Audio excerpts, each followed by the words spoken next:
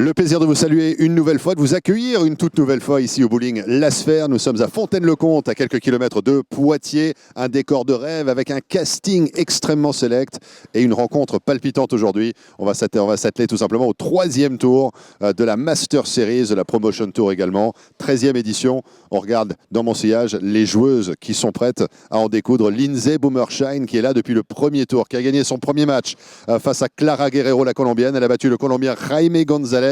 Et elle se retrouve face à face avec une légende vivante de la discipline, Liz Johnson, the GOAT. Ça veut dire the greatest of all time, la meilleure de tous les temps. 25 titres PBA en carrière. Elle a également gagné tout ce qu'il y a à gagner partout sur la planète bowling. Liz Johnson, Lindsay Bummershine, un match de rêve. Et on en est qu'au 3e tour.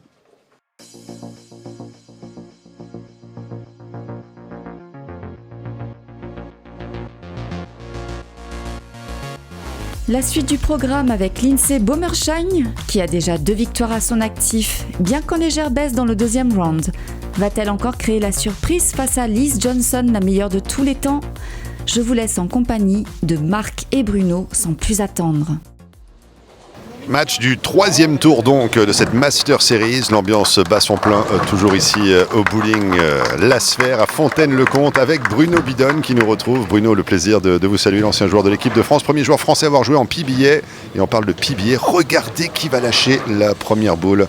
Il s'agit bien sûr de Liz Johnson. 25 titres à la PBA, c'est incroyable de l'avoir ici. Oh là là, elle attaque très très fort, Marc. Merci pour cette présentation. Liz Johnson, effectivement, c'est la joueuse la plus...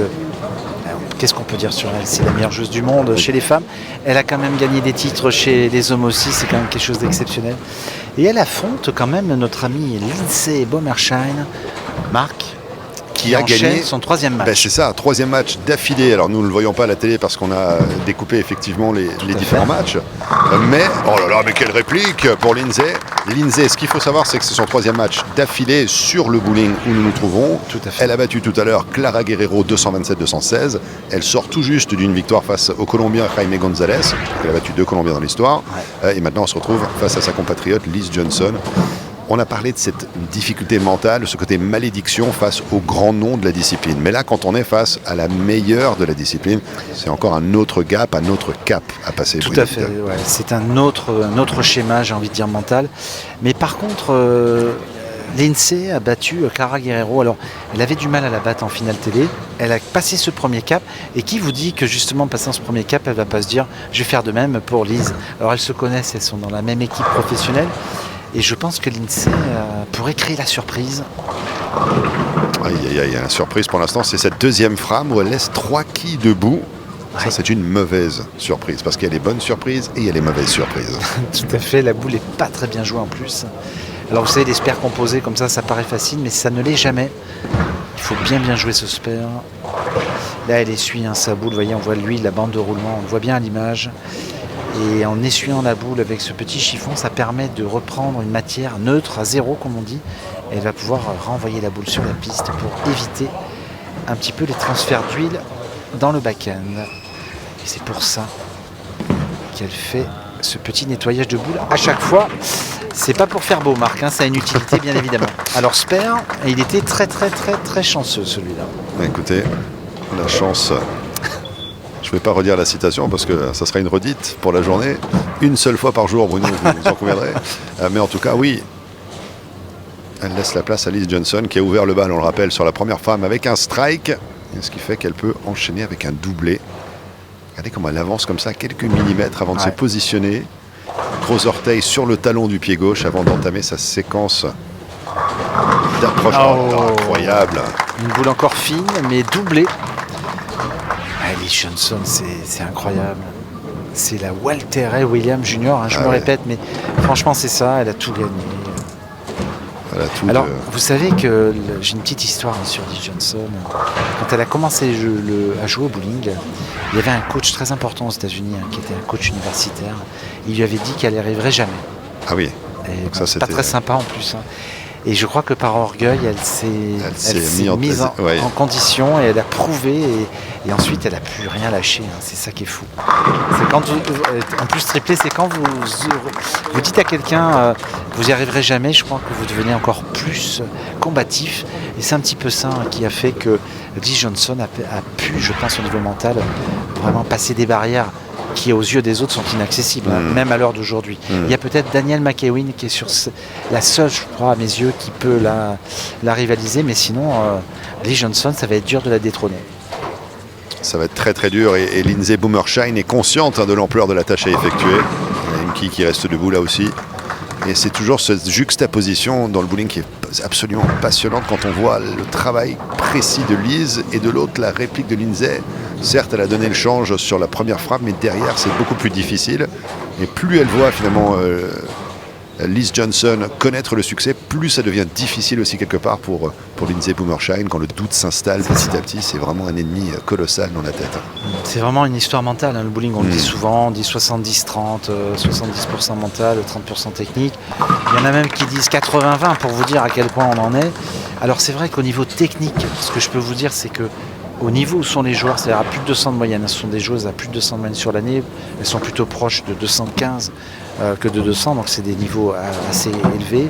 Ce qui fait la différence entre elles, c'est que l'envie de faire mieux. Parce qu'en fait, ce sont des machines, c'est des robots, et donc c'est la volonté à un moment donné bien précis de faire un strike en plus que l'autre qui fait que vous faites la différence. Et bon, ça se retrouve à très très haut niveau, on a la chance de les observer pendant ces 2 jours à Fontaine-le-Comte, et on est très contents. Boomershine. Pour la 4e frappe, piste 5. Ah oui, ça y est, le strike est retrouvé. Il est reparti. C'est ça.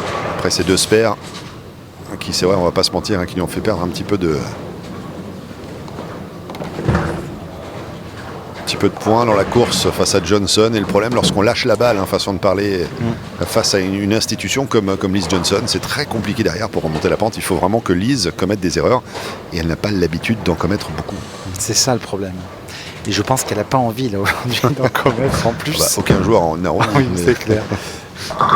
Oh, quadruplé. Alors celui-là est très serré, Marc. L'angle était beaucoup trop prononcé. C'est la quille 4 qui est tombée au dernier moment avec un petit retour de quille. Je crois bien que c'était la 7. Elle a le sourire, elle est positive. Elle me fait plaisir parce que ça, elle a attaqué la semaine. Elle n'était pas en forme. Elle a attaqué, je pense que c'était le décalage horaire, elle n'était pas très bien. Elle était vraiment au milieu de tableau à Dinan. La deuxième journée, pareil. Elle remontait un peu pareil. Et ici, elle a fait une super série. Ça l'a mis juste dedans. Et là, je pense qu'elle a les crocs, Lise. Oh là aïe, aïe, aïe. 5 à la suite. 5, c'est la moitié du chemin parcouru uniquement avec des strikes. Vrai.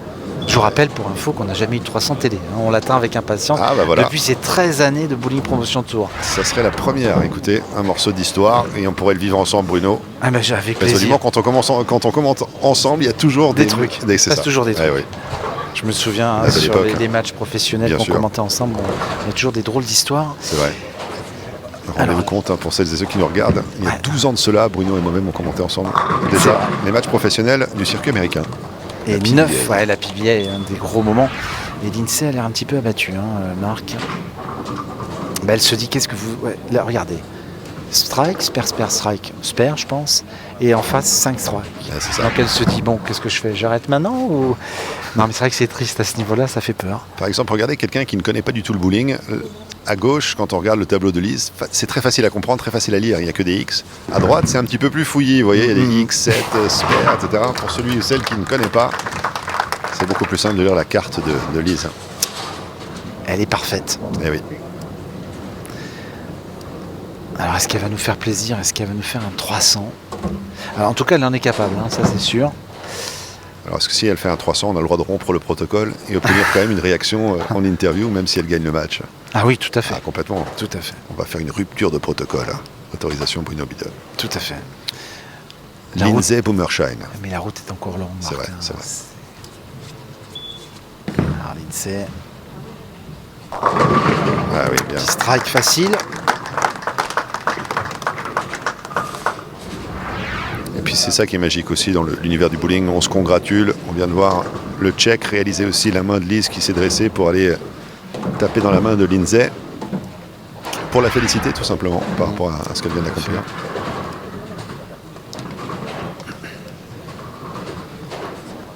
Allez, Lindsay, excusez-moi, Lise. Lise sur cette frame 6. Elle se rapprocherait du 300. Chaque strike maintenant qui passe, Marc, on se rapproche du perfecto. Ah, ça y est. Oh, la dernière qui tombe et qui se couche, mais qui n'emmène pas avec elle. C'est la 5, hein? C'est la 5, Marc, tout à fait. 5, imaginez ça. La quille centrale, juste derrière la 1, la plus facile à réaliser. C'est, n'est-ce pas, la plus dure à laisser debout finalement aussi? Finalement, oui. Mais bon, le match est relativement bien embarqué maintenant pour Lise. Hein. C'est sûr. Parce que c'est sûr qu'on la voit pas craquer. Hein. Je la vois pas faire de split sur ce match, Lise Johnson. C'est vrai que quand on a des accomplissements aussi impressionnants que ceux de Lise, quand on a une longévité aussi impressionnante, finalement on se dit mais comment on fait pour rester frais dans la tête, c'est-à-dire avec autant d'envie après toutes ces années? Ça c'est une bonne question, il faudrait lui poser d'ailleurs si vous l'avez en interview. En tout cas c'est une joueuse qui est très régulière, elle a eu des hauts et des bas bien sûr, mais en général elle a été très régulière, elle a toujours été dans l'argent, comme on dit dans le cash prize, elle a gagné régulièrement des titres chaque année. Bon là cette saison était un petit peu plus compliquée pour elle, la dernière. Je crois qu'elle n'a pas gagné de titre cette année. On l'a dit. Ouais. Et dans les moments importants comme l'US Open ou le Queens, ce qu'on appelle le Queens, c'est une sorte de Masters à l'américaine. Elle n'était pas présente. Donc je pense qu'elle est, après peut-être aussi elle est en fin de carrière, elle a peut-être moins l'envie tout simplement. Allez, on regarde le spare ici avec la boule de spare. Parce que si je dis pas de bêtises, Marc, sur le circuit pro, il n'y a pas de division senior féminine. Hein. Donc chez les garçons, oui, il y en a une parce qu'il y a plus de garçons qui jouent. Mais chez les femmes, je crois que dès que vous avez passé les 50 ans, vous n'avez pas de division senior, elle est obligée de jouer avec les jeunes. Donc ça peut poser problème. Ah oui, effectivement. On n'en est pas loin de la barre des 50 ans. Mais bon, 2-9 spare, elle consolide sa position et le gain de ce match, elle devra aller affronter Manuel Talora, Marc. Exactement, ça, le Colombien qui attend de pied ferme, qui est classé 6e. Ouais. Et ensuite, ça sera au tour de Gwendal Joliffe, le premier, le seul Français qu'on aura. Le seul Français. Dans cette Master Series. Ensuite, on atteindra le Graal avec Matthew McNeil, Jack Blythe, le Britannique, et Daniel McEwan, l'Américaine, qui défrait la chronique. Et puis l'Allemand, Dennis Grünheit. Qui a été intouchable. Très régulier, Dennis Grünheit. Sehr streng, Dennis. Ouais, Alles zum Gewinnen. Il vient de Berlin. Il est très gentil. Alors, spare pour Lindsay. Bon, c'est un match où il n'y a aucune erreur en même temps.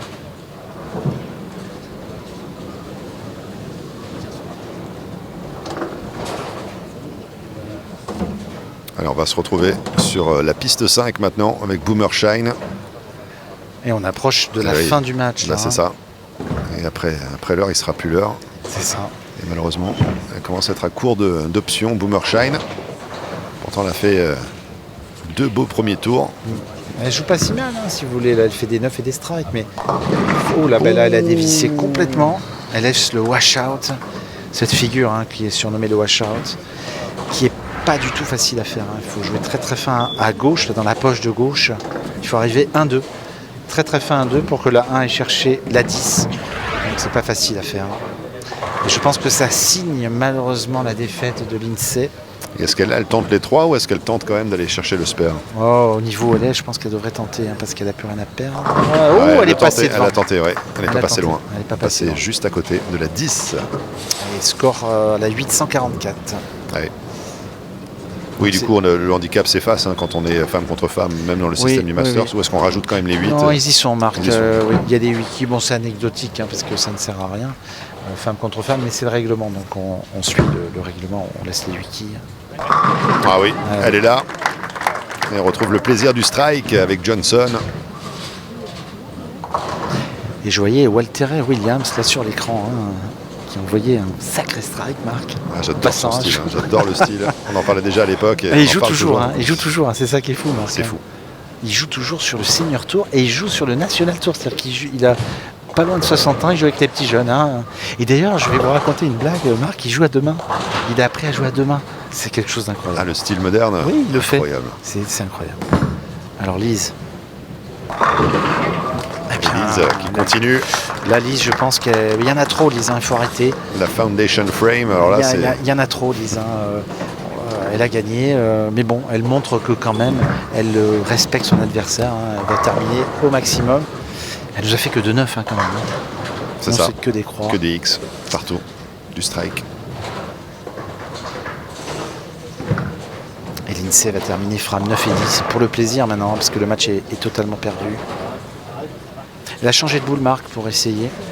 Pour n'avoir aucun regret, une boule plus roulante. Eh ben oui, regardez, voilà. C'est cette boule qu'il fallait marquer. Et là, elle se le dit dans sa tête, elle dit mais qu'est-ce que j'ai fait? Pourquoi j'ai pas pris? Prendre celle-là. Tout à fait. Et elle le sait d'ailleurs, ça c'est assez, ça vous énerve. Ça doit être frustrant, ouais. Quand vous êtes joueur, là, vous êtes énervé, vous vous dites mais c'est pas possible, je l'avais dans le sac, qu'est-ce que j'ai fait? Pourquoi j'ai gardé l'autre? Jaime il se dit pourquoi? C'est ça, c'est ça. Parce que c'est tellement technique, Marc, ce jeu, vrai. enfin ce sport, que si vous n'avez pas la bonne combinaison matérielle, huilage, ligne de jeu, vitesse de boule, vous passez à côté. Donc bon, ce sont des très grands champions, ils connaissent ce qu'ils ont à faire, mais quelquefois on insiste avec une boule qui n'est pas la bonne. Et c'est ce qu'a fait malheureusement l'INSEE. Et je pense qu'elle risque de doubler en plus, hein, ça va la frustrer un peu plus. Ouais, ça va pas passer loin du doublé, mais c'est vrai que ça aurait pu rajouter finalement la frustration si elle avait doublé sur la fin. Parce que ça voudrait dire que vous avez fait un mauvais jugement et que vous en êtes rendu compte. Et on perd le match à cause de ça. Vous avez la preuve en plus, c'est ça qui est dur. Ça arrive à pas mal de joueurs, je vous rassure. Les jeunes joueurs qui découvrent le bowling, on a pas mal de jeunes qui découvrent ça à la télé par exemple. Lors de ces matchs, n'oubliez jamais que bien jouer au bowling, c'est pas forcément faire plein de strikes au début, c'est de faire vos spares. Car on progresse d'abord avec les spares, c'est la base, et ensuite on commence à faire les strikes. Ouais, c'est vrai qu'il y a toujours un écart entre évidemment les joueurs et les joueuses qu'on voit à la télé. Quand on commence soi-même au bowling, déjà on fait beaucoup de rigole au début. Et ensuite, c'est vrai qu'il y a une progression méthodique, progressive. Et c'est excellent, un excellent point de détail que de commencer par les spares plutôt que de viser le strike. Et strike, bravo. Quelle façon de finir en fanfare. Quel dommage pour Boomershine, mais elle a été jusqu'au bout, sans complexe. Ouais, 184 pour finir avec handicap, 192. Et Lise qui va terminer avec un score très élevé. Lise qui est sur cette frame 10 avec son style toujours très caractéristique. Et machine à strike, Lise Johnson aujourd'hui. Quand l'exceptionnel devient la norme, Bruno. C'est ça en fait. À Lise Johnson qui envoie une boule. C'est vrai qu'on appelle ça le dindon finalement, le triplé. Le triplé, c'est ça. Et le quadruplé, c'est le handbone. Ouais, c'est ça. Le jambon en fait. Il y a une petite anecdote là-dessus, Marc. Mais il faudra qu'on revoie nos classiques. Oui, mais oui. On prenait le temps autrefois, Bruno. Nous avions plus de temps. C'est ça. La boule est pleine de poche encore. Un peu trop serré, mais bon, c'est un score très impressionnant. Regardez, 256 normalement avec le spare. En tout cas, c'est une cliente sérieuse, Lise Johnson, dans ce master, je pense. Et sa dernière boule, Marc. Le public qui applaudit. Et Johnson envoie la boule de spare pour aller chercher le spare et finir sur un score absolument incisif et décisif. Lise Johnson qui rentre de plein pied dans ce tournoi. Match du 3e tour. On la retrouvera face à Manuel Otalora, le Colombien, à l'occasion donc de la prochaine confrontation. Mais quel match! Et on peut quand même souligner quelle performance pour Lindsey Boomershine. Tout à fait, on peut souligner cette belle performance de l'INSEE. En tout cas, restez bien avec nous pour la suite des programmes, Marc. On va avoir du très très beau match, des très beaux matchs à suivre. Et on espère que notre Français va bien se comporter. Les stats de ce match: avantage au strike pour Johnson 8 contre 5, 5 spares pour Boomershine contre 3, une open pour Boomershine, score final 256 à 184 pour Johnson qui va affronter le Colombien Otalora. Et pour l'heure, retrouvons Marc pour l'interview d'après-match.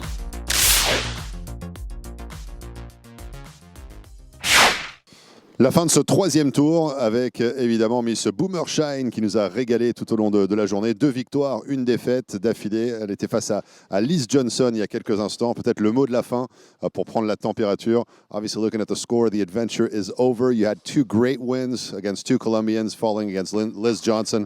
Nothing wrong when you lose against Liz. Just give us your assessment on that final matchup. The oil just kept carrying down, so I knew it was going to be a little bit more difficult because it seemed like I had to keep moving right. But I knew that this is what she does. She's amazing. If I'm going to lose to anyone, I'm going to lose to one of my good friends. So It didn't go that my way, but I think that it was a really great experience and I enjoyed it. Lindsay nous dit effectivement, j'ai senti qu'il y avait un processus d'huilage. L'huile continuait de se projeter finalement sur la piste, ce qui m'a fait me déporter sur la droite. Et du coup, ça devenait de plus en plus difficile pour moi de lâcher ma boule et de trouver le bon axe pour tacler et attaquer les quilles.